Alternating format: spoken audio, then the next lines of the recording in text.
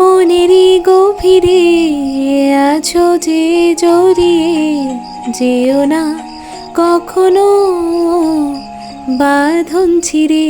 সুপ্রভাত মিষ্টি বন্ধুগণ, সবাই কেমন আছো? আশা করছি সবাই ভালো আছো। Good morning to all of you. আজকে একটা নতুন দিন, সপ্তাহে আবারও তোমাদের সাথে আমি হাজির আমার ব্লগ নিয়ে। আজকে জানো আমার কাছে কিন্তু টিফিনের অপশান প্রচুর আছে, বাট টিফিন আমি কিছুই করতে পারবো না, কারণ নিচে যাব, পুজো দেবো, এসে তারপর যা করার। আদৌ মনে হয় না আর কিছু খাওয়াটা উচিত হবে বলে, কারণ ঝপাঝপ একটু ভাত আর মানে তাড়াতাড়ি কিছু একটা রান্না করে খেতে হবে, এই আর কি চিন্তায় আছি। এখানে ব্রাউন ব্রেড রয়েছে, তারপর পাস্তার অপশন আছে, আর সাথে আছে একটা স্পেশাল জিনিস, যেটা হচ্ছে দোকান পরিষ্কার করতে গিয়ে এনেছি, এই যে রেড ভেলভেট কেকটা। এটা ওই বিস ফার্ম থেকে আমাদের দোকানে জিনিসপত্র আসে, সেই বিস ফার্মের কেকটাই। তো তোমাদের দাদাভাই বললো নিয়ে চলে যাও, আর রেখে লাভ নেই, চলে যাও। তো আমি এনে দেখছি যে না, আমার যতটা ধারণা ছিল যে রেড ভেলভেট কেক খেতে ভালো হয় না, ততটা খারাপ নয়, মোটামুটি ভালোই। পেস্ট্রি কেমন হয় জানি না, তবে এই মানে বেকারির কেকগুলো কিন্তু খুব সুন্দর, মানে বিস ফার্মের জন্য। আমার টিফিনের অপশান প্রচুর রয়েছে, মানে কথা বলতে বলতে খাওয়ার সম্বন্ধে না, খাওয়ার যেন মনে হচ্ছে সেই খিদেটা বেড়ে যাচ্ছে। কি আর বলবো, ছাদে জামা কাপড়টা মেলে দিই, মেলে দিয়ে তারপর যা করার। জল কোথা থেকে পড়লো কি জানি, 2 বালতি জামা কাপড়। কালকে সকালবেলাতে মা জামা কাপড় মেলেছিল, আর তাছাড়া মেঘলা ওয়েদার ছিল, তাই মেলার সুযোগ পাইনি। আজকে মেলার সুযোগ আছে, ছাদ ফাঁকাও আছে, তাই আজকে মেলে দিই। আর তোমাদের সাথে তো পরিচয় করানো হয়নি নতুন গাছেদের, চলো পরিচয়টা করিয়ে দিই। এই হচ্ছে নতুন সদস্যগণ যারা আমার পরিবারে এসে যুক্ত হলেন। এনারা হচ্ছেন টমেটো গাছ, নিশ্চয়ই দেখে চিনতে পারছো। এই টমেটো গাছের চারা 4টে আমি এনেছি, এগুলো আবার 3-20 পর 8 ইঞ্চির টবের মধ্যে বসাতে হবে নতুন করে। এখন এনারা বেশ সুস্থই রয়েছেন, দেখেও ভালো লাগে জানো তো, সবুজ একটা ব্যাপার। আর এখানে যেসব গাছগুলো ছিল আমি তুলে দিয়েছি, মানে আরেকটা যে বুনো টমেটো গাছ ছিল, এইটা কি গাছ আমি জানি না, অটোমেটিক হয়েছে। এটাও কি গাছ জানি না, মনে হয় যেন গিমে শাক গাছ, কিন্তু বুঝতে পারি না। লেবু গাছের কোথায় যেন দেখছিলাম 2টো লেবু হয়েছে ছোট্ট করে, দাঁড়াও, এই যে ছোট্ট করে 2টো লেবু হয়েছে এখনো অবধি। আর এই হচ্ছে স্ট্রবেরি গাছের দশা। এটাও কি গাছ আমার জানা নেই, তোমাদের কারোর জানা থাকলে অবশ্যই জানিও। বাইরে মোটামুটি আজকে ভালোই রোদ্দুর।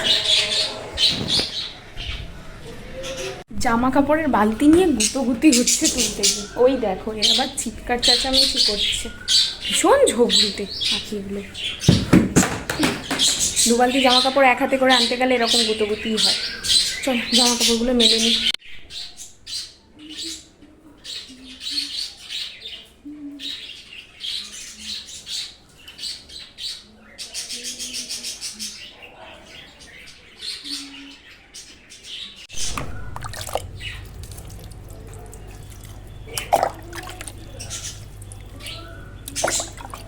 দেখো তো চিনতে পারো কিনা, এই সেই মানি প্ল্যান্ট গাছ। লাস্ট যেদিন তোমাদের সাথে ব্লগ শেয়ার করেছি, শুরুতেই যাকে তোমরা মূর্ছায়িতভাবে দেখেছিলে, আজ তার সতেজ ভাব দেখে কি মনে হচ্ছে?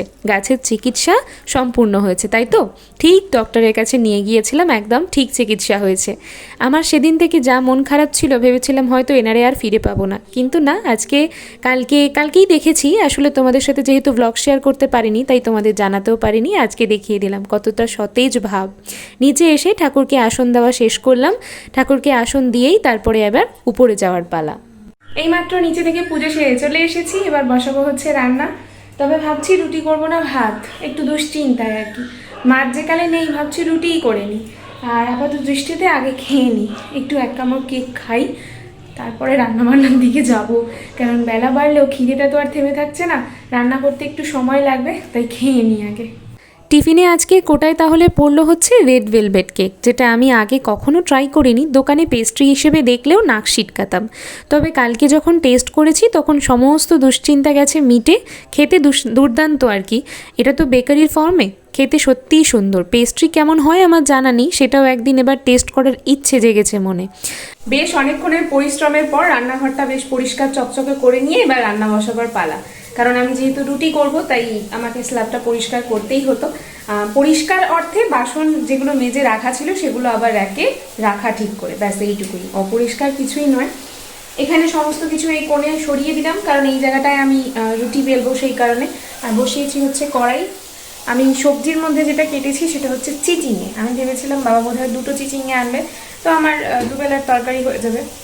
কিন্তু বাবা একটা চিচিঙে এনেছে, ফলত আমি ওটা আধখানা আজকে ভাজা করছি আর অর্ধেকটা রেখে দিয়েছি, আর করে নিচ্ছি হচ্ছে সয়াবিনের তরকারি। তো চলো এইভাবেই মাইন্ডসেট করলাম। এখন কড়াই গরম হয়ে গেছে, এবার তেল দিয়ে দেওয়ার পালা। তেলের কৌটোগুলো মানে এই বয়ামগুলো আর কি না মেজে নামা অবধি আমি নতুন করে তেল দিতে পারছি না, এটা হচ্ছে একটা সমস্যার বিষয়।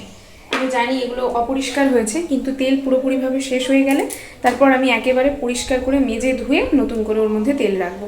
তাই জন্য আমি আর রিফাইন তেল মানে রাখতে যাইনি ওখানে, যেহেতু তেলের বোতল থেকে তেল পড়ে, আবার বোতল মেজে রাখবো আর সঙ্গে সঙ্গে দেখবো ওইখানে তেল চিটুনি হয়ে গেছে, এই কারণে আর কি। এই যে চিচিঙে ধুয়ে রেখে দিয়েছি পরিষ্কার করে, অল্প একদম নিজের মতো। তো চিচিঙেটা ভাজা করে নিই।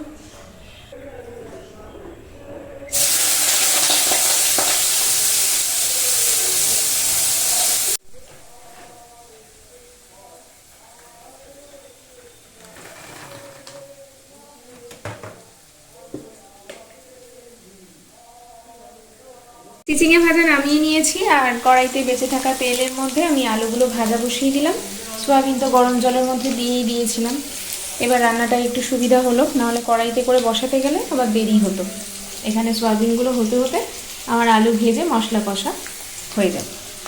সোয়াবিন সেদ্ধ হয়ে যাওয়ার পর আলু ভাজার মধ্যেই সোয়াবিনগুলো জল শুকনো করে দিয়ে তারপরে নাড়াচাড়া করে নামিয়ে নিচ্ছি।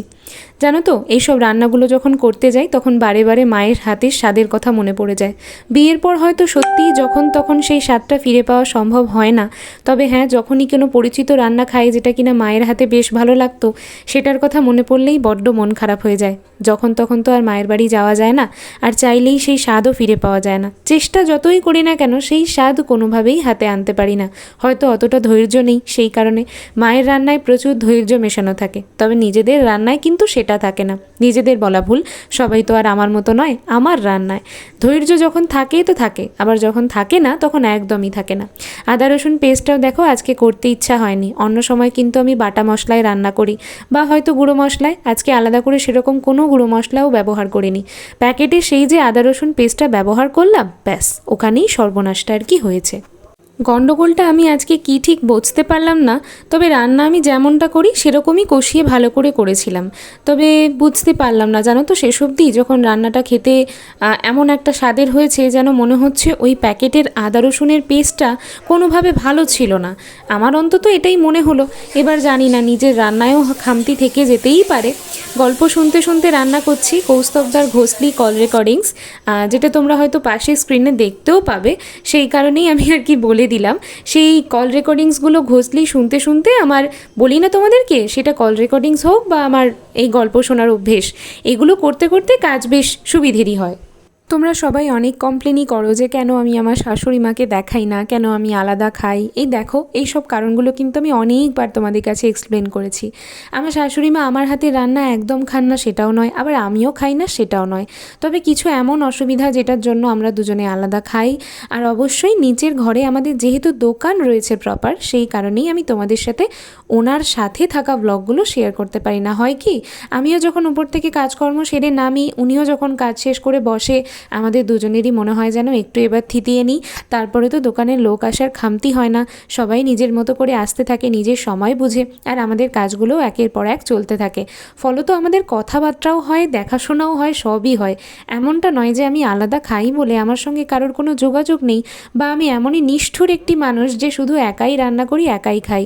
প্রত্যেক দিন তোমাদের দাদাভাই আমার থেকে কিছু না কিছু খায়, অথবা আমি যখন শাকের তরকারি বা কোনো রকম এমন জিনিস রান্না করলাম যেটা হয়তো তোমাদের দাদাভাই বা আমার শ্বশুরমশাই কেউই খান না, অথচ মা আর আমি দুজনে খাই, সেই দিনকের জন্য আমি আমার ঝাল খাওয়াটাকে স্কিপ রাখি অথবা কাঁচা লঙ্কাটা খেয়ে নিই।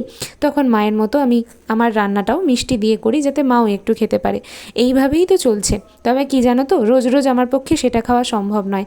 আমার ডাক্তারি কিছু বিধিনিষেধ রয়েছে, যার মধ্যে এটাও আছে যে আমি বেশি তেলে রান্নাবান্না খেতে পারবো না। আমি সেই কারণেই খাই না। আর আমার শাশুড়ি মা কিন্তু এখনও অবধি একটু ওরকম রান্নাই খেতে ভালোবাসেন, যেখানে একটু তেলটা ভাসা ভাসা থাকবে। কারোর পছন্দ তো আমি পাল্টে ফেলতে পারি না, তবে নিজেরটা নিজের মতো করে গুছিয়ে নিতে পারি। সেই কারণেই আমার আলাদা খাওয়া, ব্যাস। আর তো কোনো কারণ নেই এর মধ্যে। না তো কোনো সাংসারিক অশান্তি আছে, আর না তো কোনো এমন জটিলতা। যেটা মানুষ আমার কাছে অন্য চ্যানেলে গিয়ে কমপ্লেন করে যে তুমি তো এটা করতে পারো না, তুমি তো নিজে এটা করতে পারোনি, তাহলে তুমি এই কথাগুলো বলো কেন? শোনো, আমি যে কাজগুলো করিনি, করতে পারিনি, আমি মোটেই সেগুলো অন্যের ক্ষেত্রে বলি না। 8টা বছর এমনি এমনি কিন্তু সংসার করছি না, এটাও তো বুঝতে হবে। 8 বছর, এক একটা দিন কিন্তু নয়, 1-2 মাস নয়, অনেকগুলো বছর। তাহলে অ্যাডজাস্টমেন্ট না থাকলে আমি সংসারটা করছি কী করে? আমার যদি এতই অসুবিধে হতো তাহলে তো আমি আলাদা থাকতে পারতাম, অথবা সম্পর্ক বিচ্ছেদ করতে পারতাম, কিন্তু সেটার মধ্যে কি কোনোটা করেছি? তোমাদের সাথে কথা বলতে বলতে কিন্তু আমার বেশ অনেকগুলো কাজ হয়ে গেছে। রান্নাঘর পরিষ্কার পর্বে চলে এলাম রান্না শেষ করে। এবার তো বাসন মাজার পালা। আমার আজকে কিন্তু সমস্ত কাজ গোছানো হয়ে গেছে। তোমাদের সাথে কথা বলি বলেই কিন্তু মনটা একটু হালকা হয়। আমি জানি না কে কী রকমটা মনে করে আমাকে, তবে আমি যতদূর নিজেকে চিনি আমার মনে হয় আমি আমার জায়গা থেকে দাঁড়িয়ে অনেকটা স্বচ্ছতার সাথে কথাগুলো বলার চেষ্টা করি। এই যে এখন গ্যাসটা পরিষ্কার করে নিচ্ছি, এই জায়গাতে আমার প্রত্যেক দিন মন খুঁতখুঁতানি হয় যদি না আমি এটা পুরো ক্লিন করতে পারি। শুধু যদি আমার মনে হয় নিরামিষ রান্না করেছি এক টান দিয়ে নিই, তাতে কিন্তু মনের সন্তুষ্টি হয় না। ঠিক সেরকমভাবে তোমাদের প্রশ্নের যদি আমি সঠিক উত্তর না দিতে পারি, তখনও কিন্তু মনের মধ্যে এমন দুশ্চিন্তাটাই আসে আর কি। তো রান্নাঘর পরিষ্কার করা আমার কমপ্লিট, সব শেষে নিজের এই যে হাত ধুয়ে একদম পরিষ্কার টরিষ্কার করে কলতলা। ফাইনালি রান্নাঘরের সমস্ত কাজকর্ম শেষ করে দিয়েছি, দেখতেই পেলে তোমরা এতক্ষণ ধরে এক ঠায়ে কাজ করে গেছি, গল্প শুনে গেছি, বেশ খোশ মেজাজেই রান্নাবান্না চলেছে। সেরকম কিছু তো ছিল না, তবে হ্যাঁ যেটুকু করেছি গুছিয়ে, কোনো রকম বিরক্তি ছাড়া। কারণ এই গরমকালে হয় কি, ওপরের ঘর তো প্রচণ্ড পরিমাণ গরম থাকে, ওয়েদারটাও বেশ হালকা রয়েছে, সাথে রান্নাবান্নাও সেরকম একটা ছিল না। যেটুকু করেছি মনোযোগ দিয়ে বেশ শান্তির সাথে করেছি আর কি। তো তোমাদেরকে সোয়াবিনের তরকারিটা দেখিয়েছি, এবার খাবারটা নিয়ে খেতে বসে যাই, কারণ তোমাদের দাদাভাই গেছে হচ্ছে মার্কেটে, ফোন করে বললো আসতে দেরি হবে। তাহলে চলো আমি খেয়ে নিই, আর খেয়ে নিয়ে আমার একটু কাজ রয়েছে, ঘর দোরটা একটা মুছে দিতে হবে।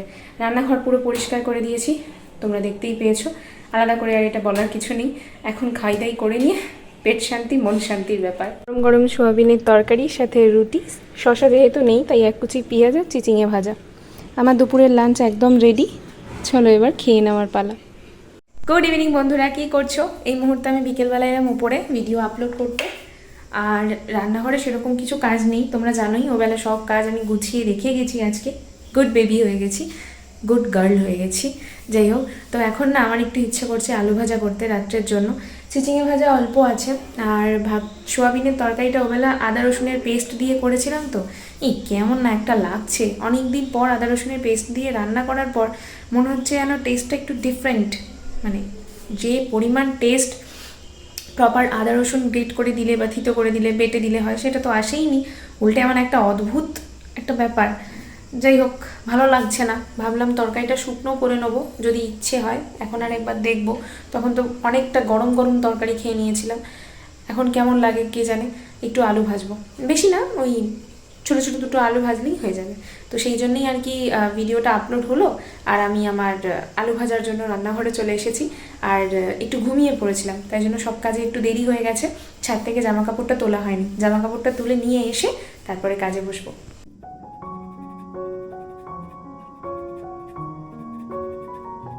এই বাসনপত্রগুলো মেজে উপর দিয়ে দিয়েছি, আর ওদিকে থালার মধ্যে খাবার বেড়ে নিয়ে আলু ভাজা বসিয়ে দিয়েছি, কারণ আলু ভাজাটা হওয়া মাত্রই আমি ওই বাটির মধ্যে নিয়ে নেবো, নিয়ে রাত্রে ডিনারটা সেরে ফেলবো।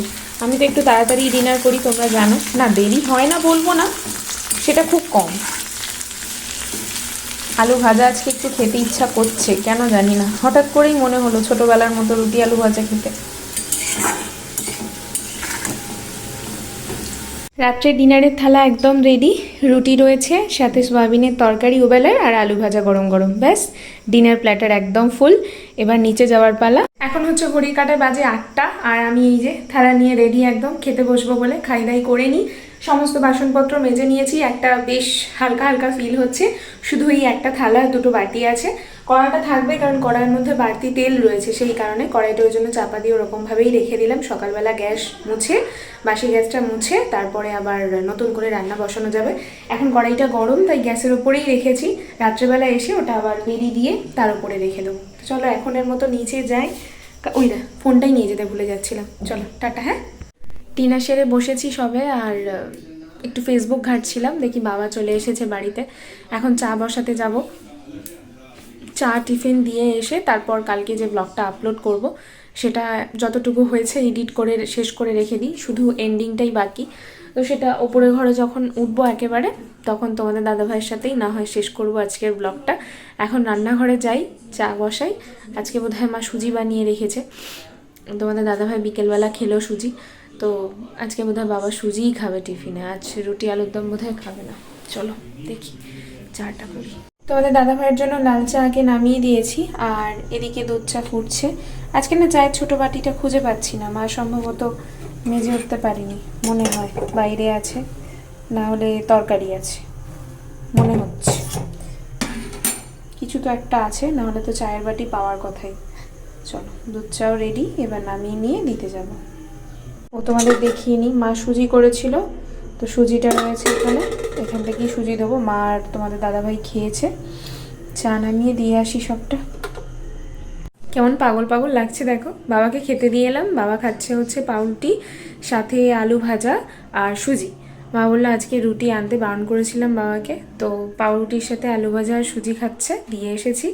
আর দুইজনেদের দুই রকম বিস্কিট, একজন খেলে হচ্ছে মেরি বিস্কিট, একজন খেলে হচ্ছে টোস্ট। বাবা অলওয়েজ টোস্টই খায়, তোমাদের দাদাভাই আর মাই বললো যে ওনারা খাবেন হচ্ছে তোমার মেরি বিস্কিট, তো দিয়ে এসেছি। এবার আমি ব্লগটা এডিট করতে বসি, তারপরে দেখা যাবে, কারণ মা এবার ঘুমাবে একটু, আর তারপরে দোকান সামলাতে হবে আমাকে, সেই জন্য আমি ব্লগটা একটু টুকটুক করে এডিট করে এগিয়ে রাখি কাজটা, যাতে কালকে সকালে আমার আপলোড করতে সুবিধে হয়।